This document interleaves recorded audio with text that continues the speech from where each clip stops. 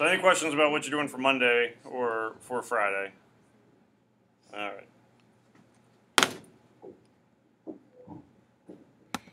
So, stated, not only analyzing your own argument and kind of being aware of it, but also what other folks will be doing with their arguments, whether one that you're listening to or one that you happen to be reading, like what's going to happen.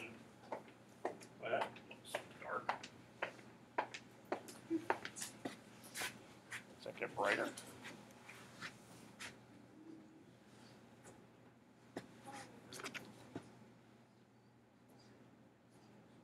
That doesn't look high bright.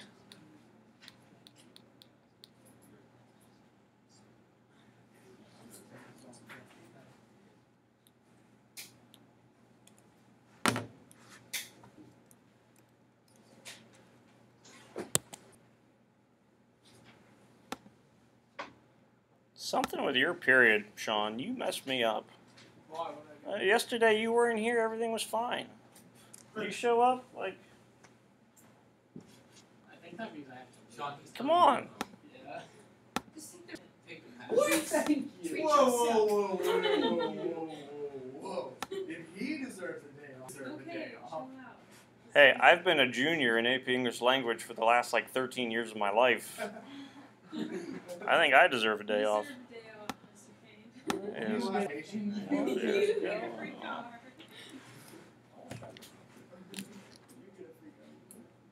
right. Just this one person One more time.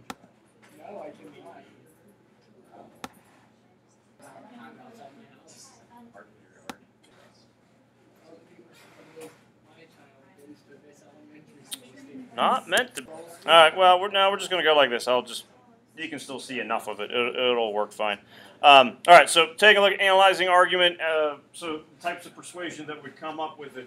When you think of types of persuasion, there's generally 3 Greek words that tend to come to mind for most people. Or there should be 3 Greek words ending in os that come to mind for most people. Would be one. Pathos. There you go. You know what it means? Wrote it last year. I am Greek. This is sad. I know. Oh well.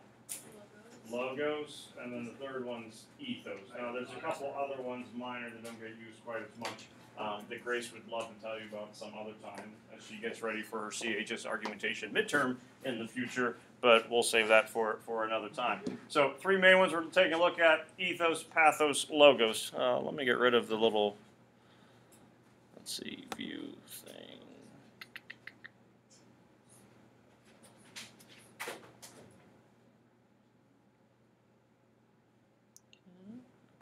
We'll just go.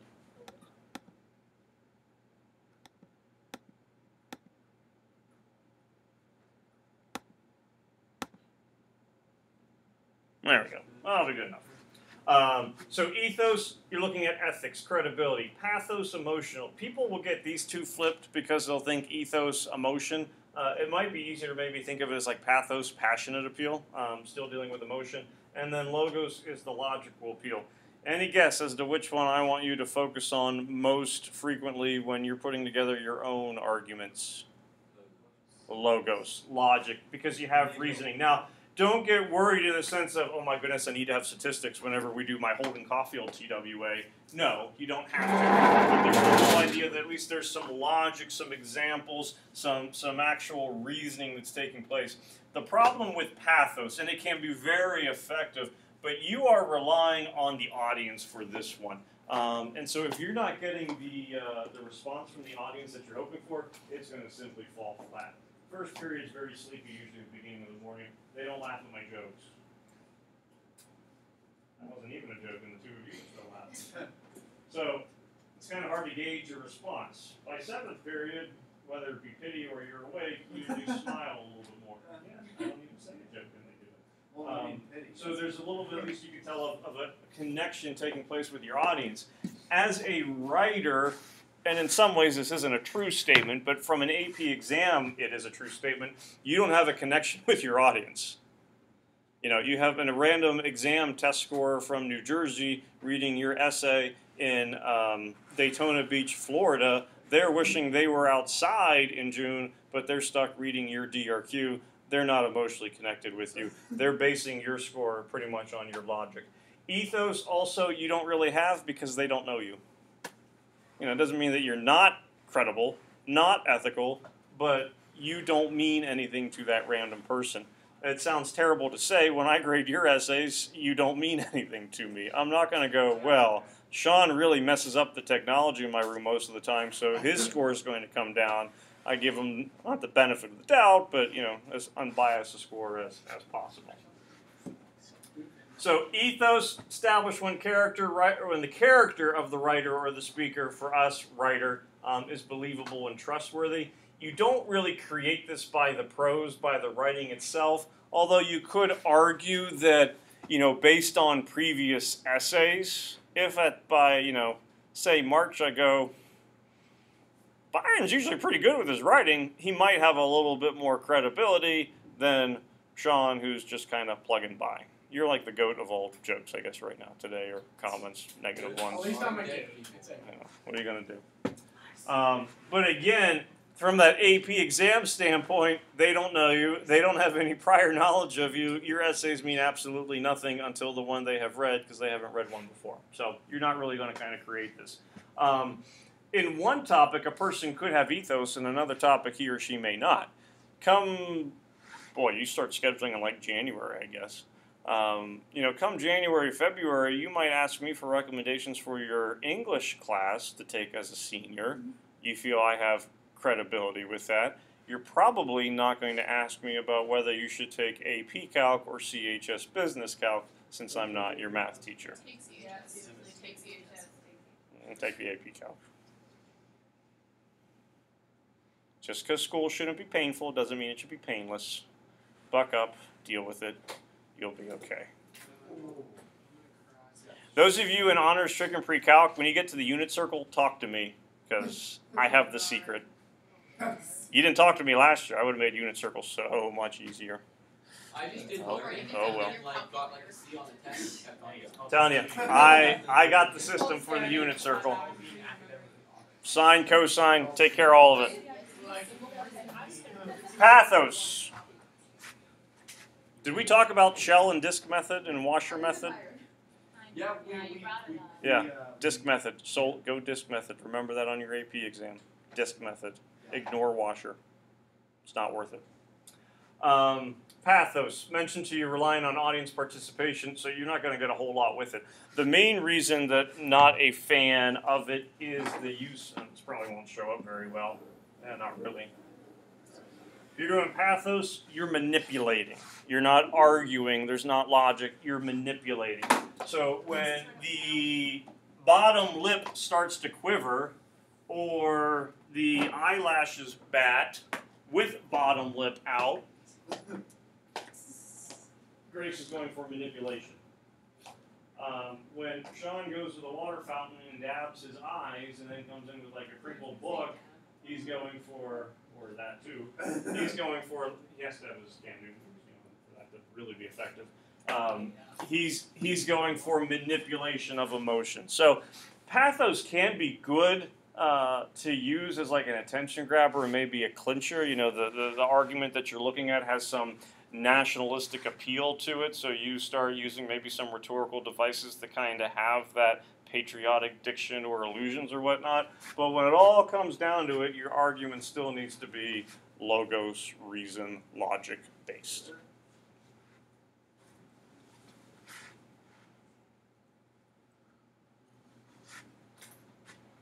PowerPoint is up on Google Classroom if you need to go back to it for anything.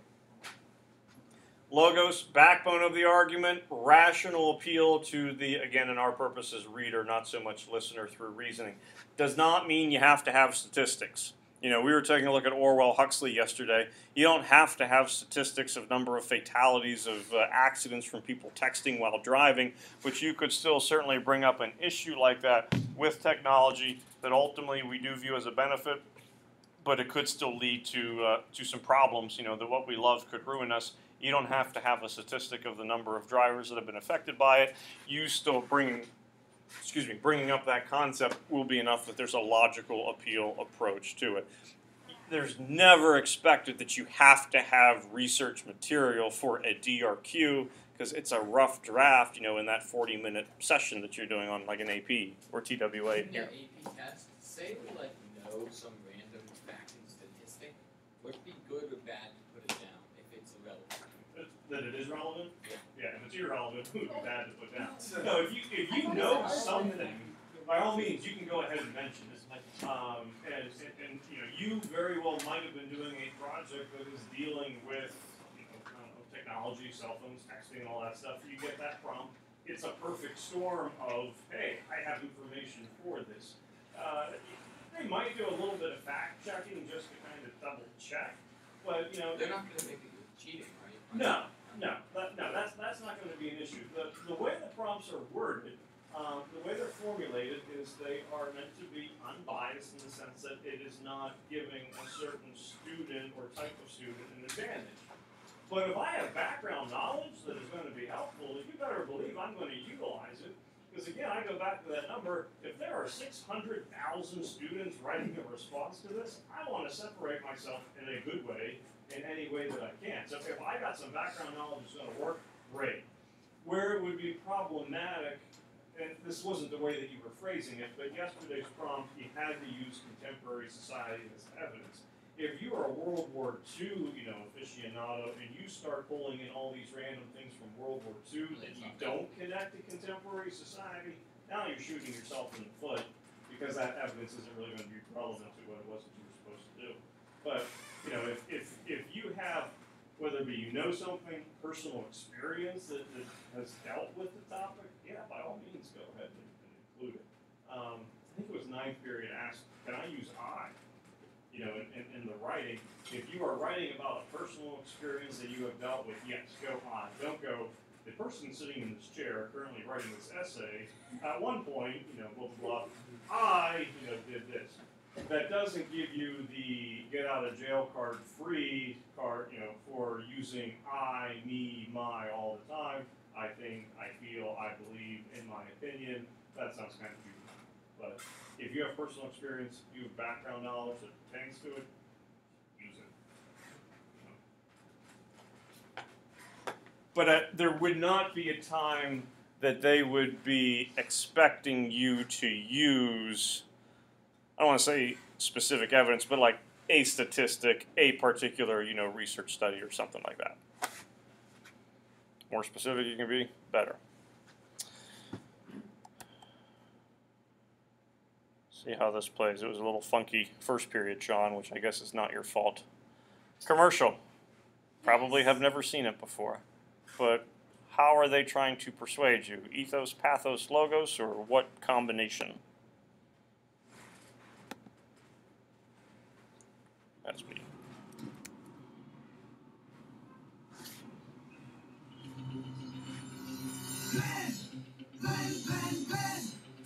His name's Glenn.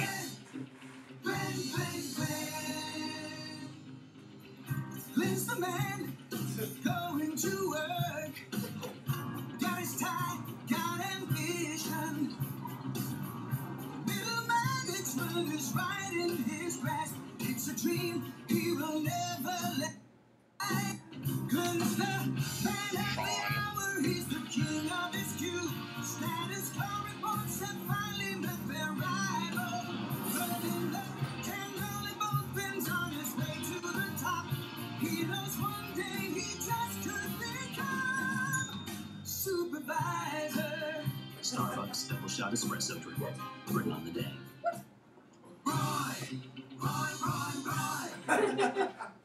Roy's commercial was not as good when that one came out. Ethos, pathos, logos. Pathos? Why pathos? Glenn! Doesn't work with like 3-syllable names. Why did they just make it Ben? That's so much easier to say than Glenn. Because It sounded like they were Glenn. It's Yeah, I was really saying, I funny. know what they were It doesn't saying. really work. It's a sound. Glenn sounds. We don't have any Glens. Do you even have any Glens in school? No, I've but never there is met a one. Glenn. I Actually, the director of the musical Glenn Mulvey. that's his first name. Yeah, His Glenn name's Ritchie. Glenn.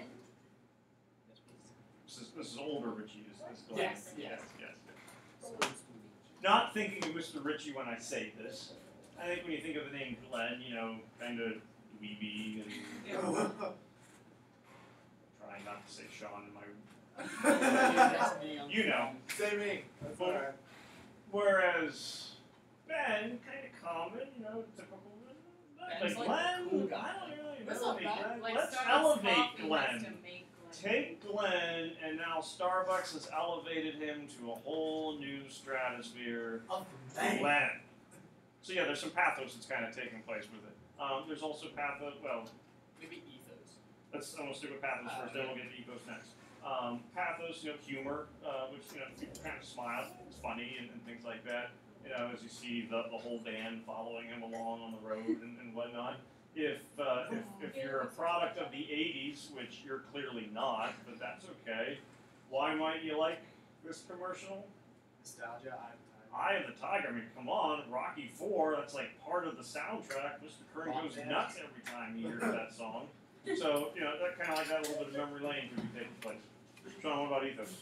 I don't know. Like that's a popular band, and so like they have credibility, Okay.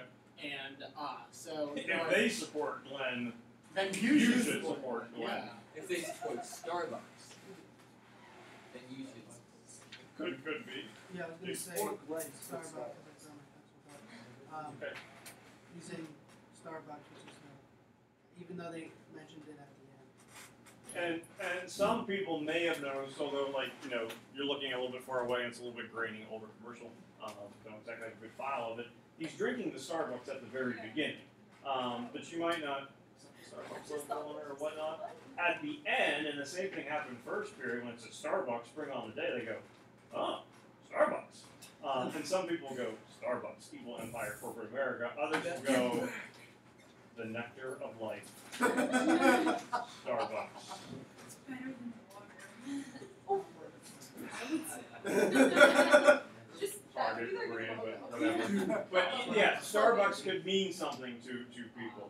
Is there any logos to it? Probably not much. You know, you could make argument, and I'd say this is kind of half-hearted one, not as much as the other. And you think about advertising, it's meant to manipulate anyway. Well, you can make the argument of getting up in the morning, you need that something to get you awake for your day. For the first period zombies that we had sitting in here, yeah, there was more logic to that probably. Or as I'm drinking a coffee again for like the third time today, there might be some more logic to it. Wild cherry Pepsi next period. Looking forward to that. So yeah, you know that you need to go out and you know bring it on. Look positive outlook. Better things are going to happen if you're awake, you're aware, you're trying to advance. Middle management could be within your grasp. Again, if you've been a high school junior AP student for the last X number of years, it'd be nice to be a supervisor. No. Because we have to look at some logic here. Penguins are black and white. Old TV shows are black and white. Penguins are old TV shows. We have logic happening. A little bit of that transitive property. Is it good logic? No. Which is going to lead us into the logical fallacies that are not next, although that would have been a nice transition for it.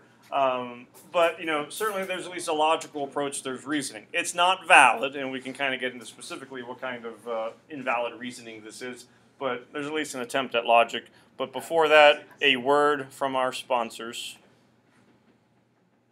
Hey, Lincoln. Well, Did you actually say that? Yeah. That means it's true. President, Honest Abe. I mean, he's on Mount Rushmore, so what more needs to be said? This would all be ethos, ethical appeal. You know, if Lincoln said it, then it must be true. Yeah. All right, the things to watch out for.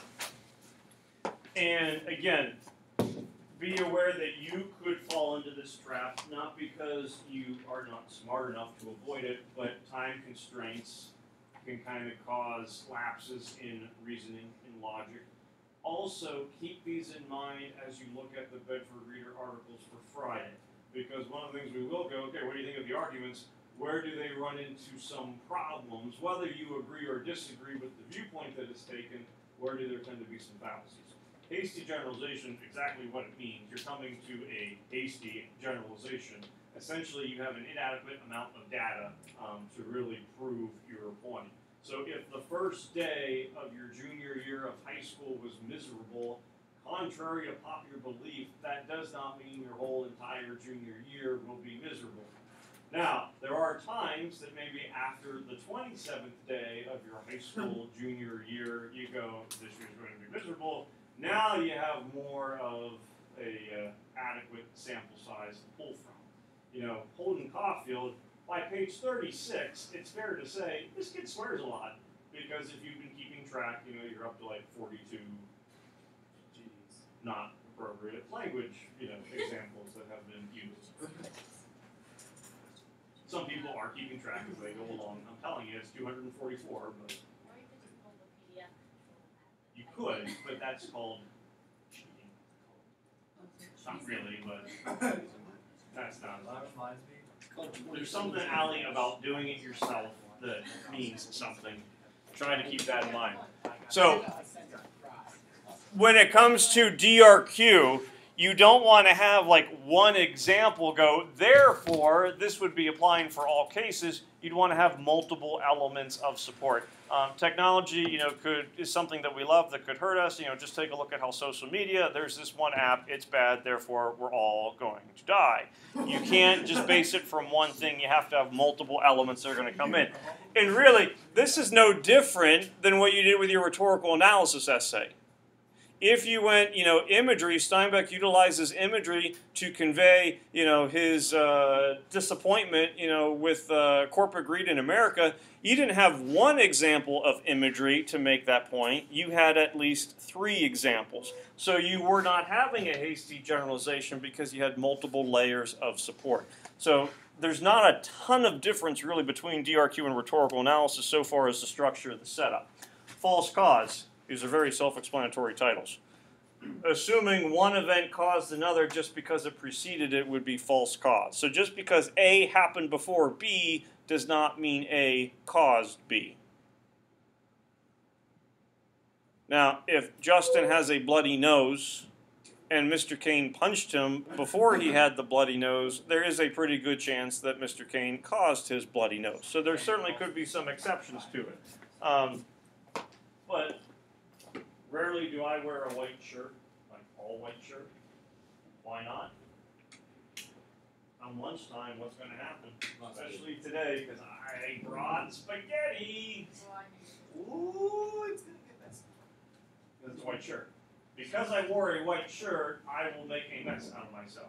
Because I did not wear a white shirt, I will not make a mess out of myself. Oh, yeah, There's no logic to that whatsoever, but people will assume, you know, that that's the case in some ways. You know, an easy way to think of false cause would be if, especially in athletics, if you're superstitious. You know, we were watching the news the other day. You know, training camp was started for the Penguins. Sidney Crosby has a brand new hat, and he wears that one hat all year long. Or a certain way that you're going to wrap tape around your hockey stick and things like that. Why? Because if I don't do that, something bad is going to happen, would be an example of false cause. I'm telling you, they're real.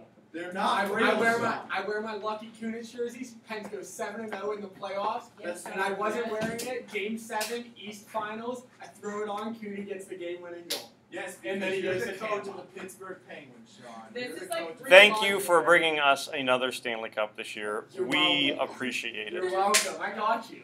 You're the savior, Sean is So- You are our own- Should they play Tampa Bay in Eastern Conference Finals this year? That'll be interesting. What are you doing? See, like you wonder, is it the thing on the front or the thing on the You know what? I don't wonder because it's false cause. Yeah, it's not. So it's enough. Slippery slope. It is. It's real. You gotta believe. I don't believe it. I don't Sorry, know. it's okay. It's okay. It was actually We pretty won't Sunday. judge. But it was even Slippery slope. We talked earlier, we being Grace and I know talked about this one earlier in the year in argumentation. It's the direct TV commercials. Did you put the commercial on this one? No. But you know, if you buy cable, you'll end up abandoned on the roadside ditch, you know, after you've been mugged. Where you kind of go through this will happen, that will happen, therefore so on and so forth. Slippery slope, you're assuming that if a certain step is taken, a whole series of undesirable consequences will follow. And, you know, people will go, well, wait a minute. I did do this, and it led to that, and the other thing, and life was ruined, such as not passing Friday's reading check quiz. If you come back 5 years from now and go, Mr. Kane, I've become a burden to society because it all went downhill with that quiz, that's not a slippery slope because the events have happened. Slippery slope, you're really predicting the future, which you can't necessarily do based on one event that has yet to happen. So me going, if you do this, then boom, boom, boom, boom, boom, boom, boom, is slippery slope because you're trying to predict something that you cannot, you know, really rationalize. That's where the essence of it kind of comes from. So would that be like, if you don't wear this lucky jersey, then they lose and Crosby leaves and the whole organization goes downhill? And then Pittsburgh Really blows it's up. called being a pirate fan. Interrupt. Basically.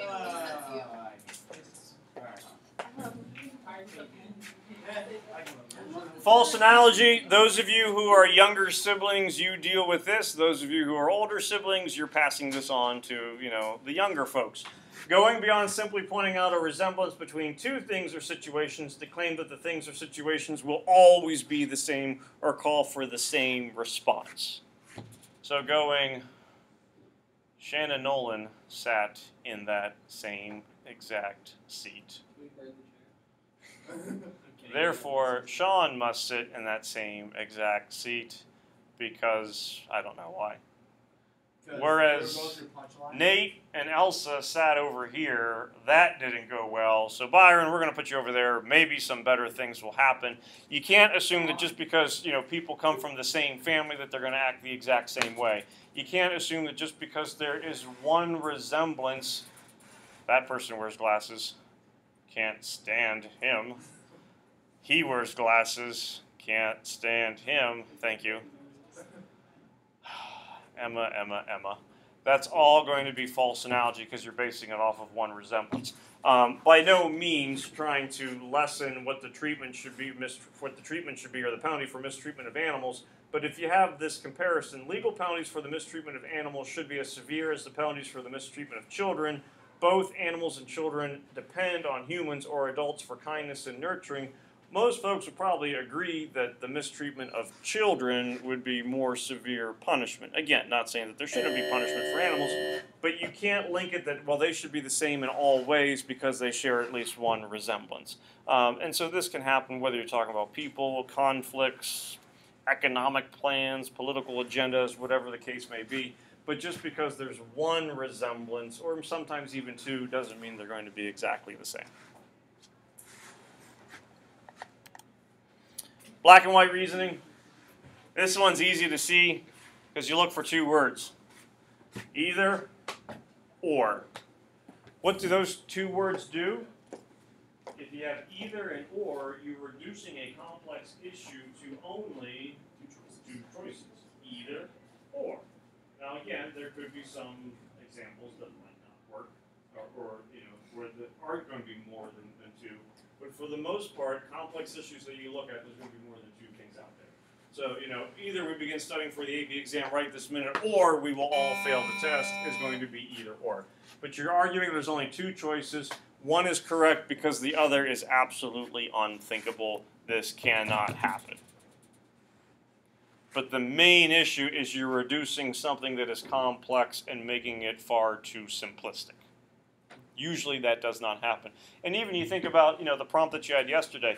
The wording was in there, agree or disagree, but there were certainly different viewpoints, layers, approaches that you could take with it, that you didn't have to go, only Huxley's right, or only Orwell's right, or Huxley has to be right, because if Orwell were correct, that would be absolutely horrific. There's multiple ways to certainly view it.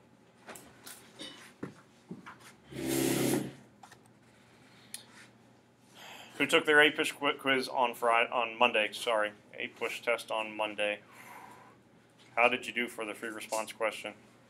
Did you find was finding was it instances for the conflict, reasons for conflict between factors? Yeah, factors for why tensions. Between the British and the colonies. It wasn't too bad. How many points? Was it A, B, and C? Yeah, A, B, and C, and the whole thing was like 9 points. But there were like 3 points that you had to 3 make. points in the, Emma did not do this. Kobe would never do this.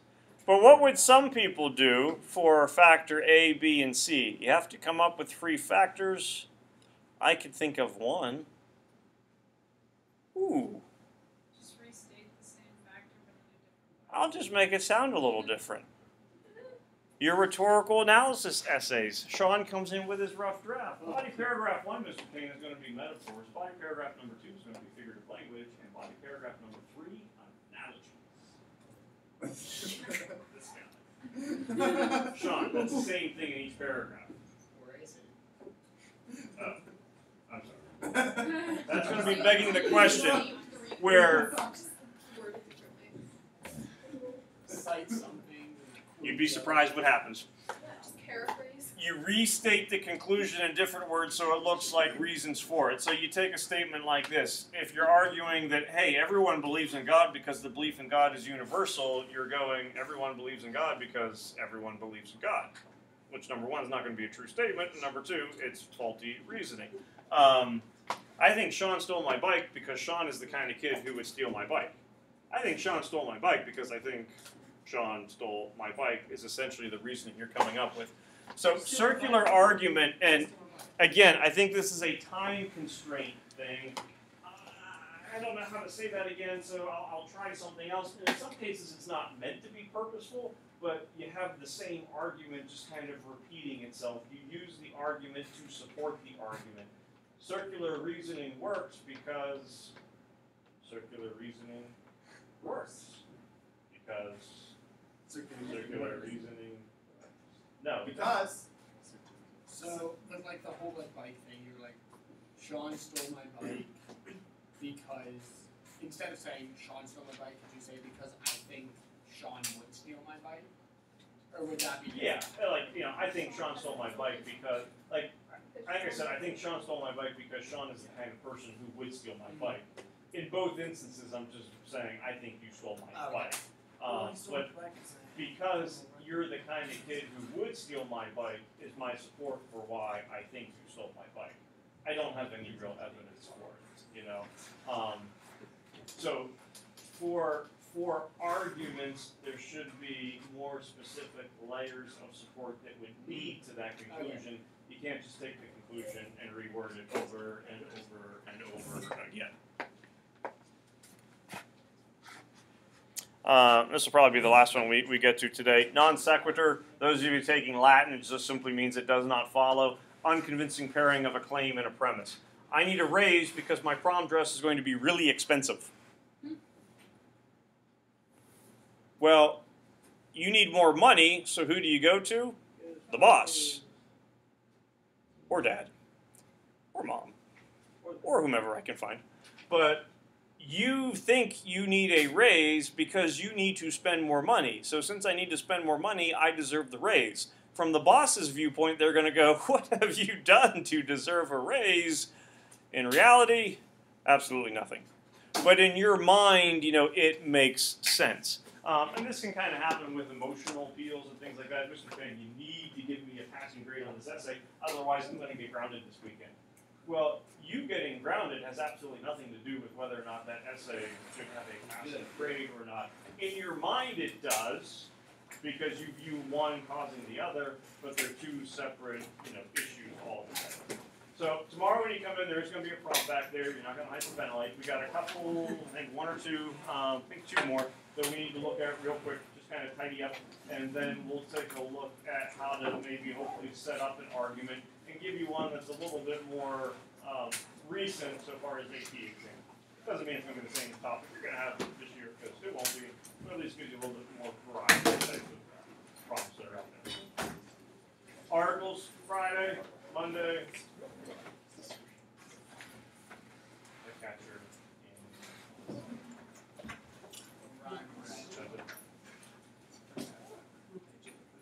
Bunch of phonies. Bunch of phonies. Morons. Really grand. All this cheating.